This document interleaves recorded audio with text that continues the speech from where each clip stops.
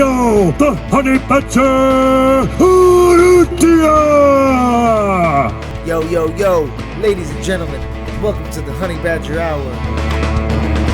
This episode of the Honey Badger Hour podcast is brought to you by the original Clippers Barbershop.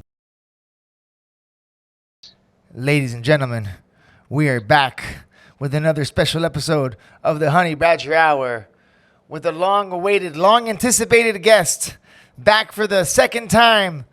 Woody, you were our first guest. You were our first guest on the Honey Badger Hour podcast. That's mental. That was the first one. Crazy. It was right after New Zealand, mate. Yeah, it was. Yeah. What episode are we on now? This is 82. That was episode 5, I think. Whoa. I think you're on episode 5. Welcome back, Big Wood. It's a pleasure to have you on, my man. Good to chat to you. We haven't chatted in a while, so it's nice to see your face. Oh my gosh, you too, brother. How's Bangtao going, man? Good, mate. Yeah, really good. Busy, which is sweet. The low season's creeping in now, and the rain and whatever else, but we're still pumping. So it's nice to see, man. Breath of fresh air, something different on the island, and yeah, we're cracking. How long you been in Thailand now? So, probably full time, 10 years now. But really, I went home. I've been home for a year and come back and this and that. Really full time, kind of since 2010. So Wow. nearly 13 years. Yeah, 2010, bro. I got there, I think, in 2013. Oh my gosh, so you were already like a 3-year veteran when I got there. Crazy, man. Crazy. Well, you know what's good is, so 12 years, maybe about 10 in Phuket, 10 in Chalong, and now 1 year. About how long you been in Bangtao now? Yeah, it's just touched a year now. So just at the end of April was a year. Wow, so, hey, what a dream, huh? I remember us in the Jew's house sorting this out, talking about how, you know what I mean, putting it together, bro. Remember when this was just an idea, bro? It was just an idea. When Roger was around, those ideas were obviously flowing then as well, and we've got to get our own spot, and it never obviously transpired. But yeah, COVID kicked in, and then we got off our asses and got going. Well, the Jew did, and me and George helped. Bro, this guy is something else. He's amazing, bro. He fucking put it together, bro. Unbelievable, man. And and now to see it all come into fruition, it's so good, bro. Everybody's kicking ass, man. The gym looks amazing, bro. The logos, look, you got the shirt on right now. I love it. Oh, yeah. Got to represent. Yeah, no, it's cool. It's, it's like you said, we talked about this for a long time, and it's kind of, the dream. And we've managed to achieve that through a lot of roadblocks and it's Thailand. Not everything's easy, and yeah, that, bro, more than anyone. So we've got to a few hurdles to get over and whatever else. But yeah, we're pulling through and we're coming out the other side. So it's good. It's really good, mate. Yo, Thailand is one big hurdle. They just one hurdle after the other. It's oh, you think you got this? No. You got to go over there. You went to the wrong sort. You went to the wrong province to turn in the paperwork. It's always something, dog. Oh, it's insane, but that's why we love it, right? That's why, because it is crazy. It is a bit lawless, and that's why we all kind of flocked there, and that's why we lived there for so long as a group. That's why. Yeah, that's why we're still there, and that's why you're coming back to visit. Yes, exactly. You got to take the good with the bad. Oh, I'm coming in 6 months, dog. I already got my trip planned out. But if I go, I might never come back, dog. You know what I'm saying? Yeah, you probably won't. I know this. I was already thinking about it, dog. Yeah, but Wood, so check it out, man. You guys have been staying busy, brother. All right, so let's see. You've been on the road, man. Did you go? You went with Hoffa for his fight, right? Yeah, I went to UFC London. Yeah, that was obviously back in the hometown, right? Oh yeah, how was it going back home? Yeah, so it was nice. I jetted up north after the fight and saw the family and that for a week, and then came back. But yeah, obviously UFC London, man, it goes off. It's such a good atmosphere. There were some good fights, obviously Leon with the belt, and obviously Rafa and Gaethje, which was a barnstormer, right? So yeah, it was a good experience as always, and just awesome to be there with you go through the journey. It's like, again, you go through the journey with all these fighters for months on end, and then you finally get to see like the end product, in the cage or the ring or whatever. So yeah, it was awesome to be able to go over and experience. I don't get to go to many fights much anymore, with obviously busy, and if I come, I'm usually just going as a supporter. But this time, I managed to sneak on in the corner, carry the bucket. I saw Bucket Wood. I love Bucket Wood. That's one of my favorite woods. Mate, I can do the pads. I can do everything. The guard play. Don't worry. I got video of you holding pads, bro. I found some videos on I got a video of our China trip with Brad when Brad fought the fat fit guy when he fought 4 rounds, and I got you holding. I got the Wood with the long hair, dog, holding beanie Wood, holding pads for Brad, dog. Mate, that was the corner beanie. That's what we called it, the corner beanie. Do you know what? Do you know where that beanie is right now? At the bottom of the Nevis bungee jump in New Zealand. I was that scared when I went, and it's so high, and I kept my beanie on and I forgot, and so I just dived off without it, and then it's at the bottom of the crevice now somewhere. So that was R.I.P. to the corner beanie. Yo, you did skydiving before. You did bungee jumping. Bungee jump. That was a bungee jump. Yeah. Yo, it's like you just feel like you're falling when you go, right? Like you're just dropping down. It's crazy, mate. But it only lasts like a few seconds. But yeah, it's that initial. Basically, it's the initial jump off, right? That's the adrenaline. You've got to just launch yourself off a huge, and trust in this that they've attached everything right and whatever else. It was crazy, but yeah. Yeah, don't do that in Thailand. Only do that in New Zealand, dog. Don't do no. I always tell people when you go to Thailand, don't do no activities that you can die. You know what I'm saying? Like anything that has to do with air or safety or some type of regulation, just opt out. Just enjoy the beach. Remember, they were going to set up, or they did set up a bungee jump towards the zoo, right? Do you remember? And it was like they were testing it the day before, and I think it was like the person died. They didn't do it properly or something. So that was it. It never even opened. That's crazy, bro. Hey, so Big Wood, you got a bunch of you got some new fighters, and you got some of the old, you got the old crew that you've been working with, right? You got all your usual fighters that you've been working with, and you also got some new fighters on board now at Bangtao. You got like a new generation of crew, huh? Of guys. Yeah, it's so obviously I've got the guys that I've worked with for a while. So like obviously Brad's back here now. Awesome to have him back. Right. And part of the team. Again, it's been good. It's been. Yeah, he's always been one of those guys you can always rely on and whatever else. So it's awesome for him to be back. Obviously, Rafa, we had Rafa today. But bro, the talent pool is just outrageous right now. So all the young kids that are coming through, obviously MMA's obviously been evolving for so long now that everyone that's growing up and reaching like 20 years old they've been doing the sport 10 years already, and mate, they're killers now, man. They're so good, and so we've got like guys that are coming from actually like Liverpool in the UK, and a couple from Ireland, and one guy from Wales. But they've all tended to be from the UK, and then we had a couple of young Chechens come over that have lived and grown up in Austria through Meerbeck, and bro, they're just all so good. Like.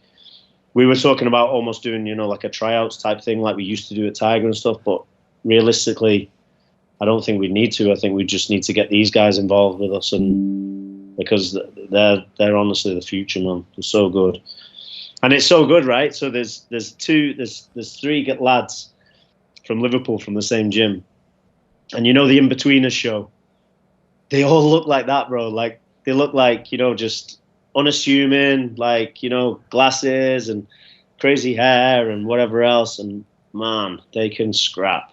And they love it. They love it. They absolutely love it.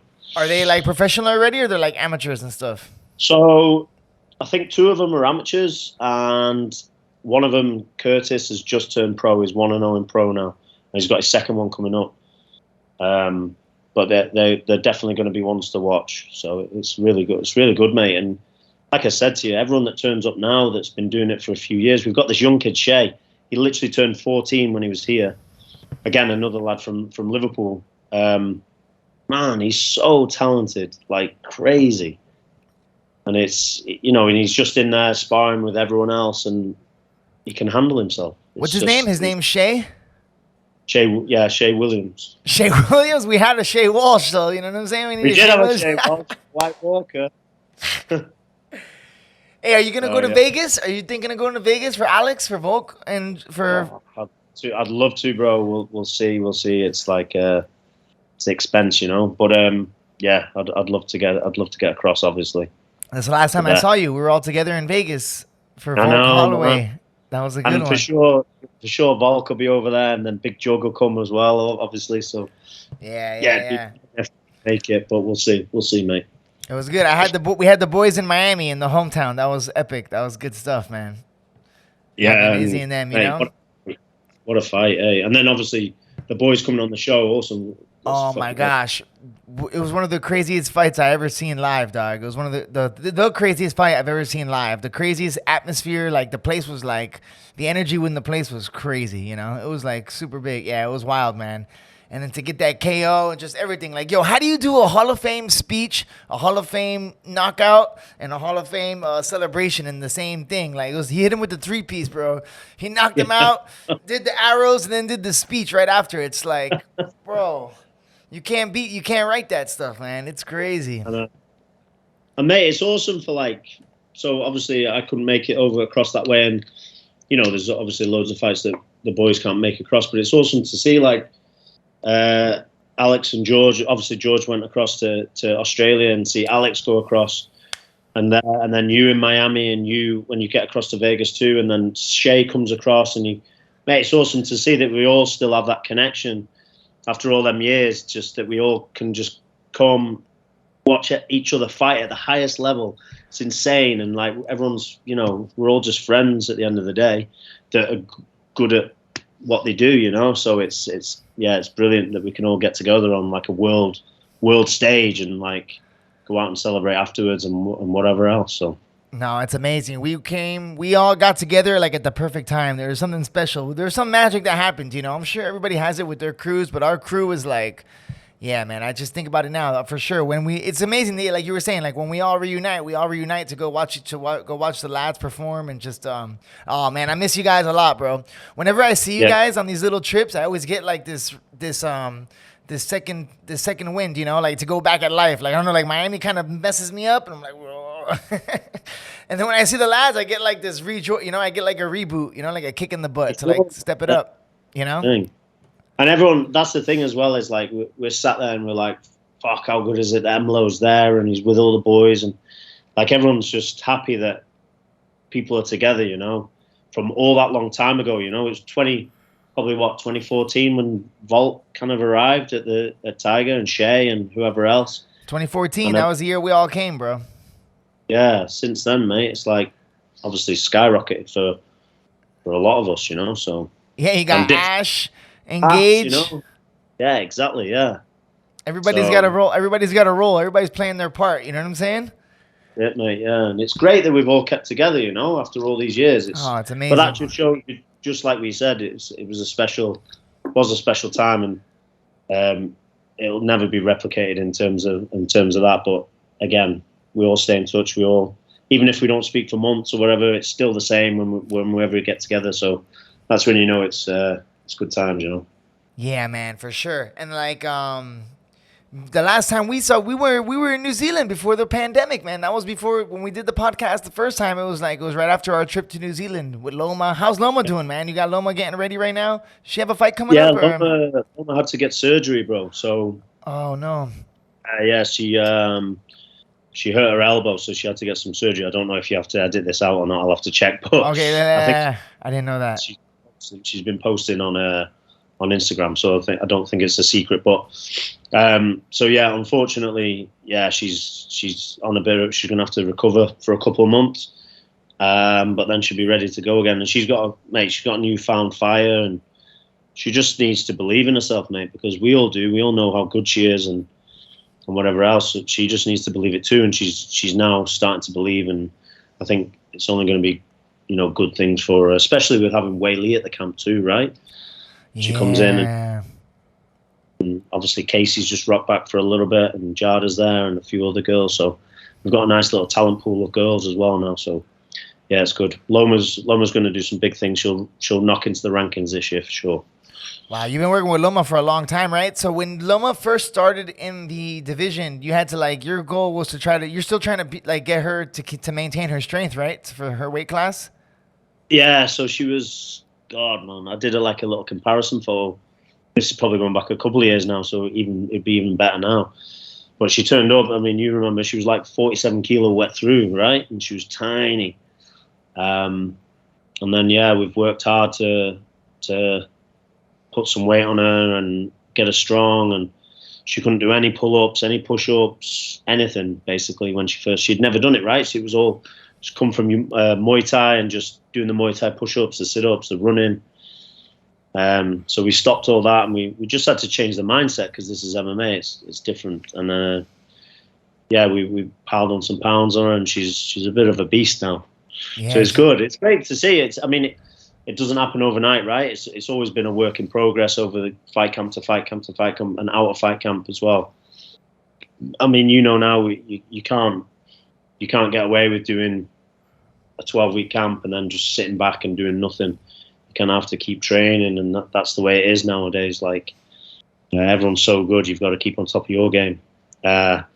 So we've just been continuing to build. But yeah, she's looking good, mate. Obviously, besides the elbow, but we'll get her back. That's awesome. Yeah, how important is it for an athlete to build? For you being the strength and conditioning coach, right? Isn't it? How much easier does it make your job when the athlete is maintaining their physical fitness all throughout the year instead of just preparing for camps? I'm sure it makes your job a little bit easier. Do you have to change the way you set up a camp for somebody if they come in completely off the couch compared to if they come in already lifting on the off season and stuff? For sure, mate. It makes it so much harder for me and for them.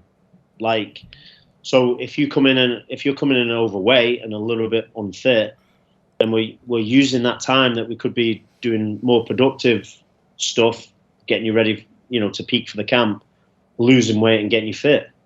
Whereas if you're already, I'm not saying you have to be shredded or anything fight ready, but if you're in decent shape and not too heavy and you've still kept your training up, whether it be just wrestling or doing BJJ or hitting pads or whatever at camp, mate, it makes it so much easier.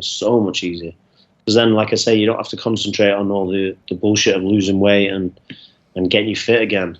But that's why it's such a pleasure. Brad, Volk, the guys that are at the high level, they do train all year round. That's just in their nature anyway. They like to work, but so yeah. Yeah, when you set up a fighter's camp, right? When you're setting up their strength and conditioning program, how do you have a 12-week? You have different blocks of weeks that you go through, right? Do you break it down into sections, or do you have a science behind it? Yeah, sure. Depending on, so right, I've got the, what's the word for it?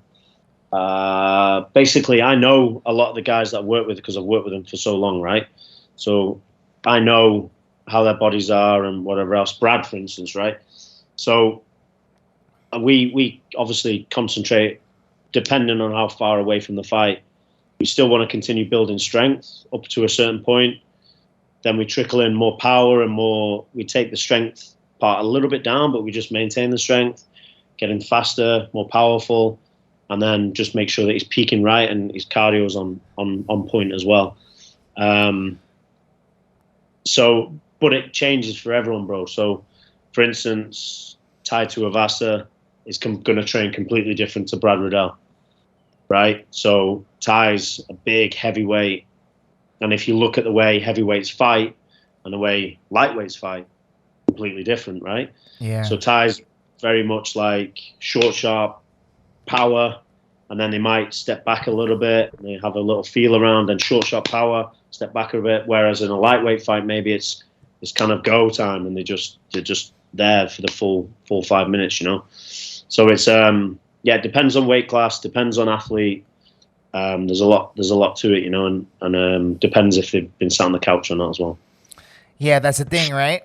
For sure, man. And then if the guy has a lot of weight to lose, Do you have them doing like more cardio, or like do you have them like start like running and putting more? Do you have like a longer sessions to help them get the weight off, or does that kind of like on their own thing? So it's kind of like homework, right? They need to for sure be in touch with a dietitian for a start. Shout out to the fight dietitian. That's our guy. But they need to be in touch with a dietitian that's going to help them get there, and they have to be committed to doing that. But I would probably set them homework, right? Just after we've done our, say, weight session, jump on the bike for 30 minutes, just keeping steady state, and just like continuing to burn and whatever else. And but this is the thing, bro. Like, that's why it makes it hard when you come in a little bit overweight. It's just, you shouldn't have to be doing this stuff because you've already got your skill sessions, your weight training, your pad sessions, your this, your that. There's so much that you've still got to do. You don't want to have to sit on a bike afterwards, or you don't want to do these extras, or you don't want to have to be so strict on your diet because you're not there. It just makes life a lot harder for them. So it's like, yeah, that's big advice I'd say to anyone, is keep yourself in shape. You got to keep yourself in shape because, yeah, especially right now, right? Everybody, like you were saying, everybody right now is doing the extras. And especially with the science and technology on our side right now, everybody has the computer. So everybody can almost get even if you don't have the money or something for a nutritionist to get the fight dietitian, you can do some research and figure out how it is, So that's the thing, bro. And Jordy and Jack, they give out loads of free content and talk about the way they structure things and whatever else. It's like, you can access a lot of good stuff on YouTube. There's a lot of good people out there that can help you, even strength and conditioning wise. There's a lot of free stuff that will get you by if you don't have the money to pay for like you say, a proper coach or whatever else. And also, there's a lot of things online now. Like a lot of people are offering the service. Top level coaches offering the services for online now, so you can get that for a fraction of the price of a 1-to-1 or whatever else. Because I know everyone thinks, oh, I'm in the UFC, or they're in the UFC, they're earning big money now, they can afford, but we know that that's not the case, right? So, yeah, you've got to budget for what you can afford. This episode of the Honey Badger Hour podcast is brought to you by the Original Clippers Barbershop, located on 14227 South Dixie Highway. Make an appointment today. You can find them on the Booksy booking app or call 305-964-7882. More than 20 plus years in the game. And that's the Original Clippers Barbershop. Master barbers for a master fighter. Yeah, that's true. That's one of the benefits of living in Thailand, I reckon. That you can have you can live good for a little bit less than most places in the West. I'm sure than England or Miami, you're going to have to pay your ass off, you know what I mean? Just to get some basic recovery, like some sauna and therapy here. Who knows how much that would cost you through the roof. We're in Thailand, yeah. Yeah, it's like, back in the UK, it's maybe £10, what's that, $15 or whatever to go and visit a sauna, steam, whatever. Here, $5? Yeah, it's nothing. So it's a fraction, and you can. That's the good thing about here, like you said, you can factor in a couple more recovery sessions because it's more affordable. You don't have to worry about payment, of a few other things that are more expensive in the West. Yeah, how do you like how's the scene in Bangtao looking? So how do you like the vibe compared to Chalong? Like Bangtao, it's got a good little. Are you staying in Bangtao or where are you staying at?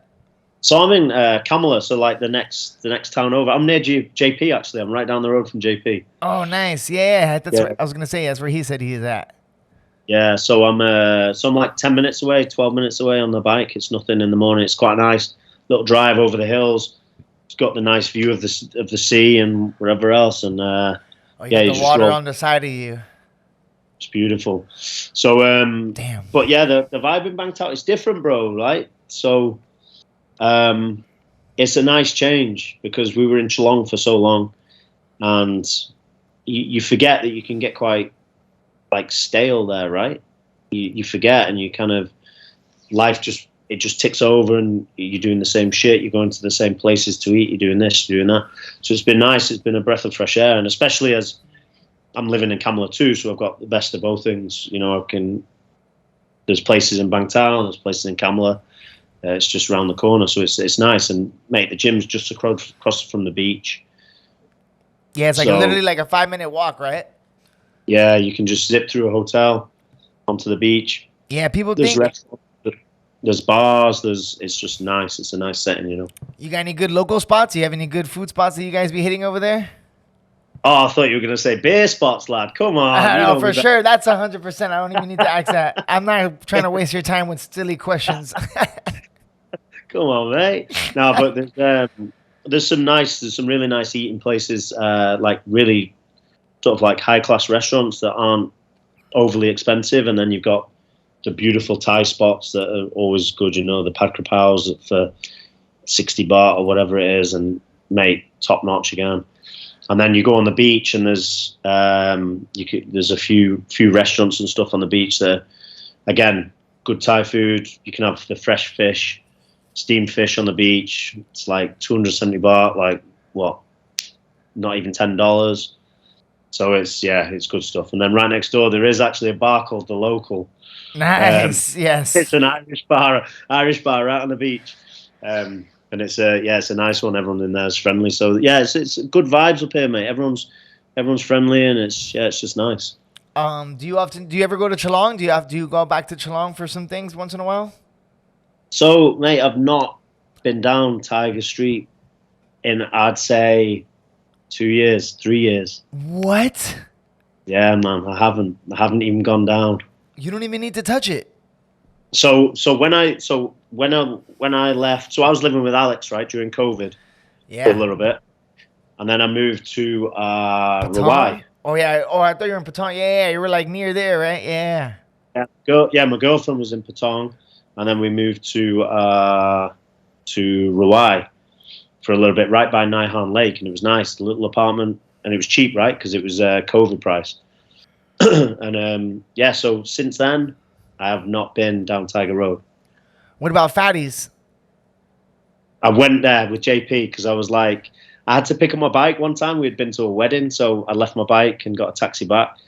And JP took me, and I said, man, we've got to stop at Fatties.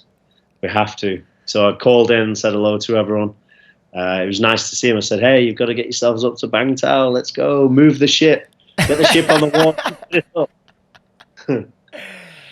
Hey, is Joey in Bangtao? Joey is in Geelong, Hawaii, Bangtao. She's everywhere, bro. Oh, really? She's yeah. It's cool because she's finally getting. I mean, you know, Joey. She works hard. She's a great networker and stuff like that. So she's finally getting rewarded for all that, right? So she's got a few businesses, I think, that she's involved in and stuff like that now. So it's really cool. It's good to see. Yeah, that's awesome, bro. Yeah, she's been grinding. Yeah, that's a great way to put it. She's a great networker, man. She knows how to connect people, and like she's just so good at that. That's her lane, you know. Yeah, for sure, really man. Cool. Hey, so you guys do you work with any Muay Thai fighters? So do you notice a difference? Like, do you have to when you're training, since you're in Thailand, right? You get a lot of Muay Thai fighters that convert to MMA. Do you kind of have to explain to them or break it you have to switch up their pace a little bit, right? Like their mindset for preparing for MMA fights compared to how they would train for a Muay Thai, like especially strength and conditioning wise and stuff? Yeah, for sure. So you know the traditional Muay Thai is like the running the 5 to 10K in the morning and in the afternoon, and then hitting the pads and the bags and the clinch and whatever else. So I'm not a massive fan of all that running, because I feel like you could spend time a lot better for a combat athlete, whether it's stand-up, boxing, MMA, whatever it might be, you know. I'm not saying don't run, but I'm just saying every day I think it's a bit excessive for what they need. So I think it's just changing that mindset, but a lot of people are open to it, bro. You know, when they would switch across to MMA, a lot of them guys are coming and saying, oh, I need to feel stronger. I feel a bit weak. I feel like I'm not holding muscle. I'm just almost, a lot of the guys almost call themselves skinny fat, right? Where they're still quite muscular, but they're not solid. So yeah, they just don't, it's because they've not been lifting. They've just been running. They've just been hitting pads and stuff like that. And don't get me wrong, you do obviously get in phenomenal shape. and you get shredded from doing that. And you do obviously build some muscle and whatever else. But yeah, in terms of changing the mindset, they're quite open to it. I just say, listen, we've got to stop the running, because a lot of them they want to go up in weight classes as well. They want to get strong and whatever else. And I'm saying, like, listen, for MMA, you might have to switch to this weight class. No problem. I just want to be strong. I just want to get a bit of size on me. So they're quite open to it. And we've got Michael Savas, or Savas Michael. Yeah, I was gonna ask you about that. Yeah. Is he an MMA fighter also, or just is he a striker? But he's MMA too, right? So he was Muay Thai, and he was a WBC champ, WMC, like absolute phenomenal, bro. I watch him train and spar. He's unbelievable. But he's going to switch to MMA, right? So we're in. So I've just started helping him out now, and he's great. I think he's still only 24, wow. So he's perfect. And he's striking. He's phenomenal, and he's light on his feet, and he's got a nice style, and he's one of those guys, you know, Emilio, that he just, you tell him something, and he listens even when he's in a stressful situation. George will yell something at him, and he'll be like, Savas, put your leg there, and he'll do it, and it's great. So I think we've got a good one there for sure. I think he's going to go places, definitely. Where's he from? He's from Cyprus. Cyprus. But he's lived in, he was at Pechindi, I think, for a long time. In Bangkok? Yeah. So that's dope. So sorry? I was going to say him and his trainer, Ajahn Watt, has come. Oh, so that was his trainer from, is he coaching now at Bangtao and stuff? Oh, he's now coaching at Bangtao, yeah. He's filled in, so he's killing it. And I also saw they had a Wonder Girl, or did you have those, the Wonder Girl, or Super Girl, one of those names? Supergirl came. One of those? Yeah, Supergirl. So Wonder Girl is actually down south at Southside MMA. So she's down there for a little bit, but her what's sister, Southside MMA? Which one is that? This is a new one. So that's a new one, yeah. That's where Big Sammy's working. Ah. So they opened one right up. You know where? Do you remember Fighters? In Rawai? We're talking Rawai. You go past the on the water. Yeah, on the corner there. Yeah, exactly. Just opposite where the boats are, the longtails. So yes. So they've renovated that, and now they've got like a little cage and mats, and they do BJJ wrestling. It's like a little MMA gym, so it's pretty cool.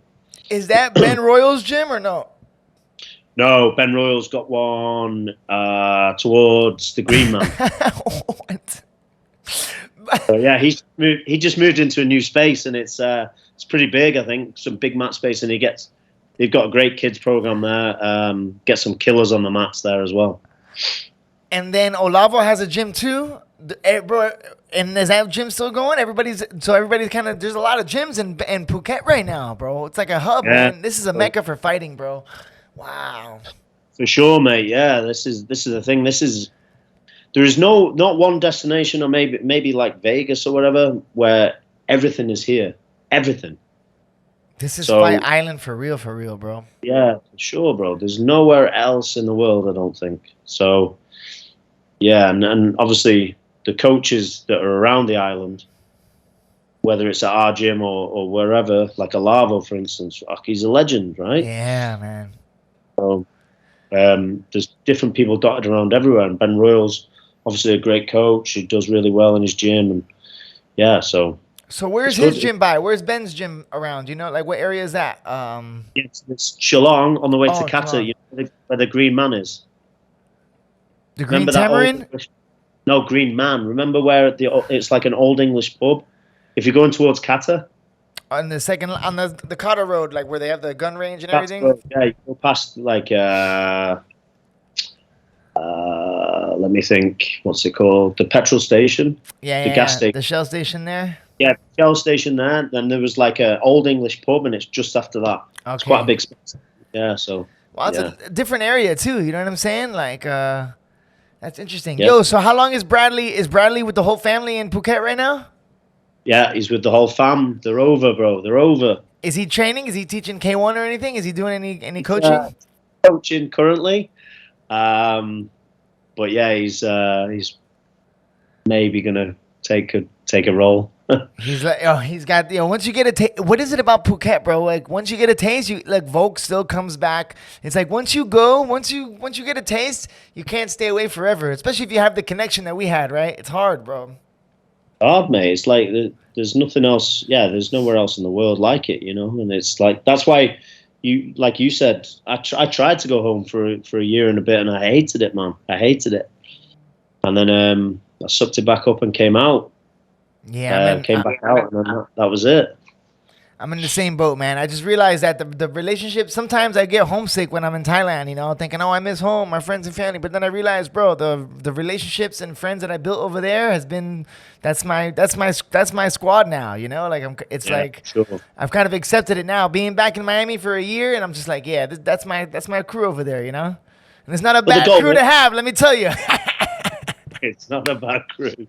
It's not a bad crew. But that's the goal, right? Is that we all make enough money that we can go home and visit our parents and family whenever we want to, So that's the thing that we always struggled with before, but hopefully we're all a little bit older now, and hopefully that's the goal for a lot of us, is we can just do that whenever we can. So.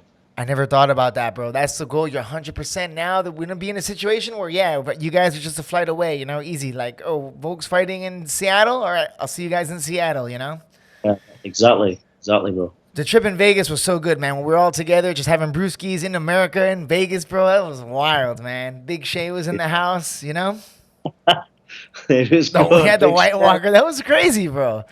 I was just talking to him about it, man. But Vegas, Miami's way better than Vegas. We got to tell Volkanovski to get on the Miami card next time around, bro. 100%. Yeah, man. I've been to Vegas once, but it was like a long, long time ago. Like maybe when I was like 22. Yeah. And it was, again, I think it's one of those places that we didn't know where we were going. We didn't know what we were doing and whatever else. So I think if we had a local with us, you know what I'm saying? We could. Yeah, for sure. Right. No, 100%, man. So what's your schedule like in Phuket right now? And in Bangtao, you got your classes and you got private lessons throughout the day and stuff? Yeah, mate. So it's it's pretty similar to what we were doing at Tiger. So we're running at 9 o'clock at the moment in the morning, and that's kind of like a all round fitness kind of class. But it's packed, bro. It's got fighters in. It's got everyone in. Fitness people, overweight people, beginners. It doesn't matter. Everyone's welcome. So we all have a good mix in that class. And then me personally, I'm busy at the moment with a lot of one-to-ones. There's a lot of people with fights coming up. We've got Top Noi and this new guy Peter. They're both fighting on road to UFC. Which Peter? Sorry, why am I not blanking out on Peter? Do I know Peter? Peter? I don't think you met him, bro. I don't. He's like a Thai kid. He's half Thai, half, I want to say, Dutch. Okay. But yeah, he lived in Bangkok before, and then he's moved down here, and his girlfriend's actually Supergirl. Ah, nice. So they're here together? Yeah. So it's cool. It's like this terrible twosome of just badasses, right? Yeah.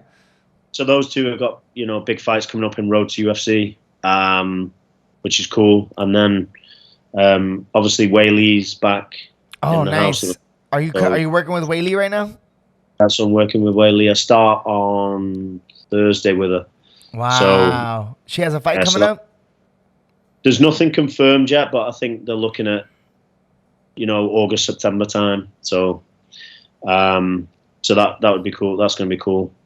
She's a freak, bro, like athlete wise. She has good energy, bro. I love her whole aura. You know what I mean? Like whenever I see her interviews and talking and stuff and training too, bro, she's a beast, man. Yeah, she's lovely, mate. Really nice to work with.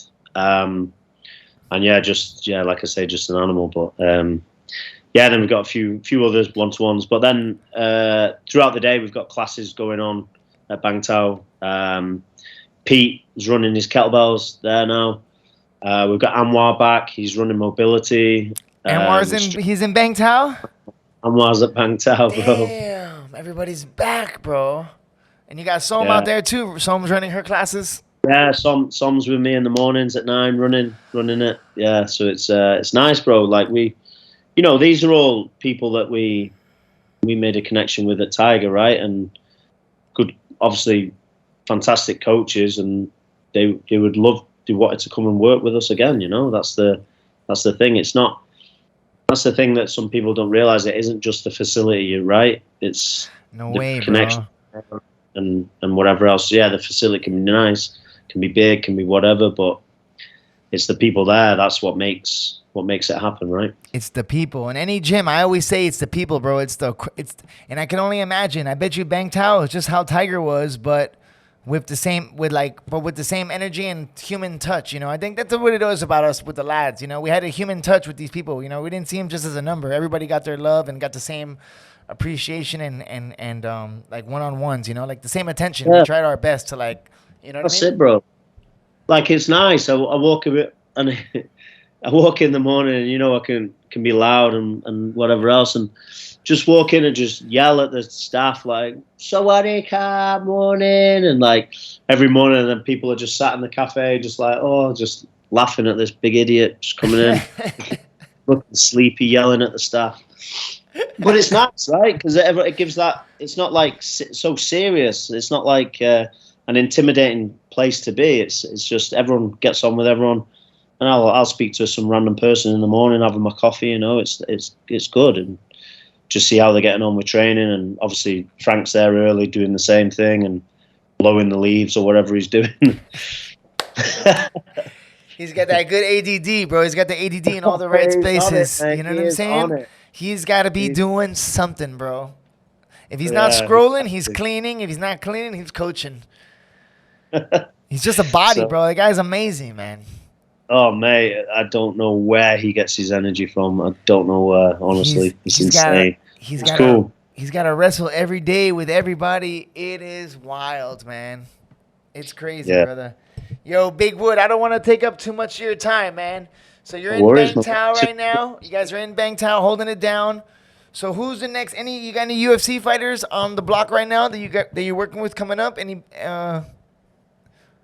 So obviously I've got Oneil, Rafa. Oh, that's right, Oneil, yeah.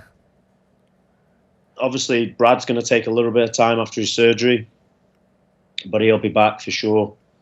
Yeah, we'll just Casey, I think. Might be coming back. That's right, yeah. Where's she living at right now? She's like in Vegas or something, right?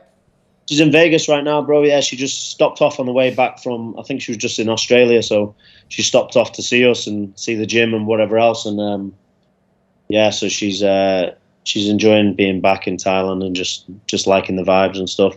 Maybe she'll come back. I don't know, for a camp. It'd be nice to have her. Obviously, part of the crew. Yeah, she's good, man. She's legit, bro. Too, bro. Casey's a beast, man. She has a lot of There's a lot of big things coming for her, man. She's young. She's the youngest girl on the UFC roster right now, or something like that, right? I'm not sure. She's only like, what is she, like 26 now, maybe? I'm not sure. Yeah, maybe man. Younger. God knows, bro. Everyone's like young. She's like that. Yeah, dog. I know. Tell me about it. Look at all these gray hairs, bro. They don't stop, mate. I just woke up one morning and my whole face was gray. I'm just like, all right, it's over. That's just for men, lad. You'll be right. Just packing it in, bro. You know what I'm saying? Oh man, yeah, that's great, brother. Yo, Casey, I have a lot of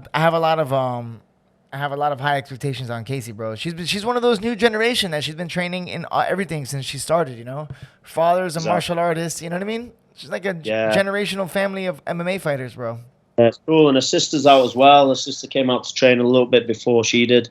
Sister's lovely, and and trains well. I think she's just amateur at the moment, but she's decent. Yeah, she's decent too. Just a little bit younger than Casey, so yeah, it's nice, mate. It's nice to have these people back, and then obviously we got Top Noi and the new guy Peter fighting in the road to UFC. That's a big one. That's in China next month. The end of this month. Who's fighting in that? Top Noi. Wow. Yeah, and this new guy Peter. So yeah, it'll be good for those guys. This is a big opportunity for Top. I think if he wins this, he'll get a nice little entry in. He had opportunity in the last fight too, right? Like this is like kind of like the contender for Asia. Yeah, so he was on the road to UFC again, wasn't he? It was the semi-finals. He fought Park, a Korean kid that was actually at the gym training with us, and they got on great. They were training together, but unfortunately, like they got paired together in the tournament. So Park stayed in Korea for his prep, and obviously we prepped Top in Thailand. And then they met, and Top dropped him, and it all looked good. And then but he got caught in a rear naked in the end and got stopped. But damn, it was a good showing, bro, and I think he's got a good opportunity for this one as well to again showcase his skills.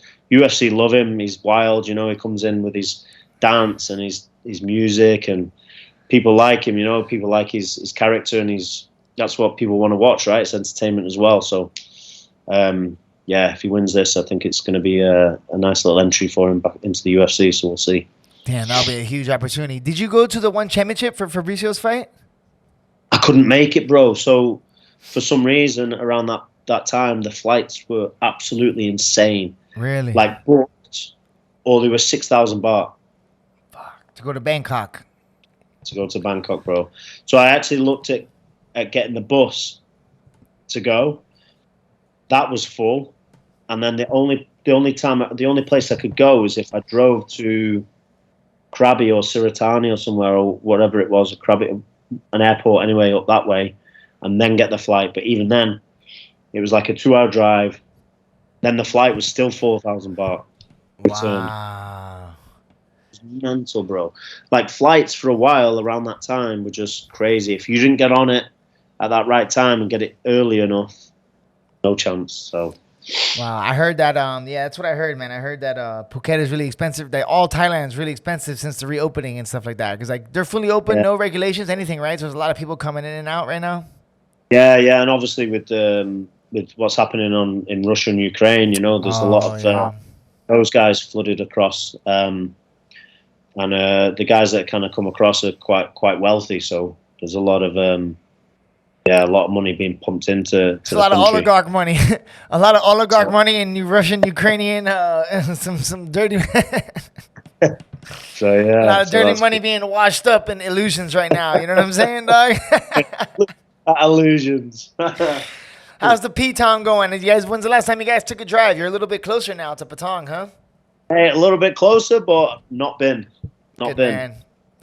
Yeah, the last time I went was to visit. There was some friends, mum and dad, were out, and I just said I'd come and meet them for a drink in Patong. But it was in the day, bro, on like a Saturday or a Sunday. So I just stayed till like 6 o'clock and bounced out. So, but I've not been in the dead of night for ages. That's a good thing. I don't miss that, man. That's one of the things. When I'm back in Miami, I was like, I want to go see you guys, but I have no desire to do any debauchery in Asia right now. You know what I'm saying? Yeah, man. I mean, it's on our doorstep, right? And we've done all that. We've done all the partying and stuff in Patong, and it's the same, bro. It doesn't change, you know. It doesn't change. It doesn't change, man. Susie Wong's still great. Yeah. Oh, what about they got the Muay Thai? So you guys have a lot of guys fighting Muay Thai at the stadiums, though, right? You going to the stadiums and stuff? Got loads of people on. So that's good. Obviously, all the stadiums are fully back open and everything. And the fights are flowing, and we've got a lot of people fighting. We've got a couple of really good Argentinian fighters. A girl, Milena, she's young, 22 maybe, 21. Insane, very, very good. She's now fighting on. She did Road to One, is it? Or Friday Night One, whatever it is. Yeah. So she fought on that, and so did Alan. She fought Muay Thai. Yeah, she fought Muay Thai and won. Wow. And then we've got the other guy, Alan. He's also Argentinian, another great fighter. And those guys are flying, so we're looking at some big things for that. And Milena's also doing a bit of wrestling and BJJ as well. She's interested in switching across to MMA. And again, another one of those, bro, just talented, picks things up very fast. So yeah, she's really good, mate. So we've got exciting things happening at Bangtao. So it should come out, bro. I am, bro. Listen, I'm 6 months away. In 6 months, I'm moving into a new place. It's a short lease, and then once that lease is up, I'm moving to a new place right now, and it's kind of dope. It's like it's in the city and stuff like this, and then I'm gonna I think I'm gonna start making my place. I'm already getting the itch. I got the itch like the other day when I woke up. I was like, you know what? it's time to go. I just thought about some things, and I was like, yeah, let's go. I've been doing the work here, though. I've been doing comedy every night. Like, I'm not really training, bro. That's the thing. I need to train for like 2 months before I go over there because fucking Alex would be pissed. He rolls with me in the level I am right now. But but I'm doing comedy like every night, bro. Like comedy. I'm doing comedy like I was training fighting, you know? I'm hosting shows, so I'm getting my name out there with that. And it's like a new skill. It's a new skill to learn. You feel me? Bro, like to get up there and like hats off to you, like to get up there and just do like a performance, to stand up and public speak anyway in front of people is a skill, and then to get up there and then perform like a comedy thing that you know that some people may never even laugh at, bro, and you're just gonna roll with it, and just it's insane. Like hats off to you, mate. Honestly, that's the thing. That's the thing. People ask me, they're like, yo, so what is more scary, like getting on stage or fighting? And I was like, well, the thing is, when you fight, no matter what, I know how to fight. Like, I know exactly what I'm going to do to this guy. Like, win or lose, like, I might get beat up, I might beat him up, but I know. You know, like, this move should work. But with comedy, I can say the same thing every night in 10 places. They love it. And then you go somewhere and everybody's just like, and then they hate you. You're like, oh, fuck. You know what I mean? So it's always the same nerves. Like, I never go up there like with the utmost confidence. You feel me? So. Well, that's it. That's the game, right? Because all the top comedians have said the same. They've been on shows where it's like 200, 300, 400 people, and nobody's laughed. That's scary. And they just roll with it, right? So that's what it is, and it's just keeping going and keeping doing it like you're doing every single night, and then you're killing it. I love that you're. Oh yeah, I'd be sending my jokes. I'd be sending my sets to the group chat. Yeah, I know. Yeah, I've been watching them. I've been watching them. Yeah, and how was the one that you did with Izzy and the boys? You had like a private. Right? I'm never gonna top that again, bro. I'm never gonna top that night in my life, bro. I couldn't sleep. It was like 5 a.m. I was still awake on adrenaline. It was crazy. Yo, I'm having lunch. Big Wood. I'm eating lunch.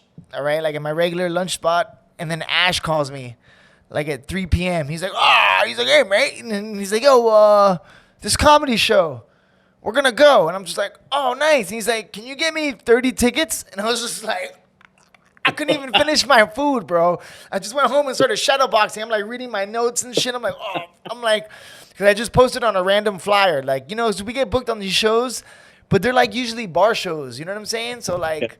It's just, most of the time, it's just people going in there, and then they don't even know it's comedy. They're just looking for a drink, and then we're having a comedy night. So the people are kind of like, some of the people are kind of forced to listen, you know? But this time, it worked out perfect. It was like in an empty venue where, like, there was not going to be nobody there anyways, and then it was 30 of the boys just hanging out. And they got there, like, a little bit early, so they were just having drinks, eating. And then, like, when I got there a little bit early, talked to everybody. I started talking, and then I wrote, like, 4 or 5 jokes just for them on the way there. And I'm glad that I remembered it. You know what I'm saying? So I remembered those jokes, and then they kind of worked. You know what I'm saying? So, like, I made a joke about Bellator, and I didn't even know that Michael Venom Page was going to be there. Oh, yeah, of course. Yeah, he was there with the boys as well. Yeah, right? So I didn't even realize it. So that joke hit even harder once I realized he was there. You know, I had this joke where I was like, yo, I was jealous of training with Eugene. I'm like, yo, if I would have trained with Eugene, I was going to be like, for sure I would have made it. And I thought they were going to say, like, I pretend like I was going to say UFC, but I said Bellator, you know? I was like, if I train with Eugene full time, I said, I had a good MMA career, you know? I was like, I've done well. I've done good in my life. I fought in big shows. I went to ONE FC. But if I trained with Eugene full time forever, I would have definitely fought in Bellator. And then he was right there, you know? It was good. Bro, it was crazy how it happened because I had already been like dreaming about like performing for the Kiwis and like what I would joke about them, you know, because they're all massive and they're all quiet. You know what I'm saying? So it was so cool. It was so cool, bro. And it's nice, bro, because then off the back of that as well, like Izzy came on the podcast and you got loads of them, right? You got Huge on there and whoever else. So it's mate, that's awesome. It all trickled down. It was a dream, bro. It was a dream, and like Izzy and the boys, you know, like. Just a real dude, man. Like with all the clout and fame and everybody trying to get at him, he just keeps it 100, bro. It's amazing. You know what I'm saying? We're just so blessed to know amazing people, man. I meet fighters all the time and people and like There's so much ego in this world. It's crazy. Like, it's flabbergasting the amount of ego and big heads. Even some of these comedians, bro. I be meeting sometimes these fucking comedians. They don't want to look at you in the eyes and shit. They think you're like some open mic. You know, they treat you like it's sick, bro. Like these people, and then it's like, and it's funny because I know the best in the world, and they're all like, our crew is ridiculous. Like, we know the best in the world, and these guys are just regular, normal dudes that, you know, show love. And it's amazing when I go out there in the real life and I'm in public and I meet all these guys and I'm like, with all these attitudes, and I'm like, oh my gosh, it's crazy. The world's funny, bro. You know? Yeah. We're just so lucky, bro. We have the best crew, man. You know what I'm saying? Training with the best boys. So no more weak cafe, bro. No, bro. No more weak cafe. No more waiting for 45 minutes for a salad. What about latte? Latte was the shit, bro. Yeah, latte's the latte. I would drive. He was trying to convince her to do a cafe up this way, so we'll see. Hopefully. But the Jew's got a car. You got a car? Or you just rolling on the bike? Bro, I'm a scooter. You know that. You're a scooter guy.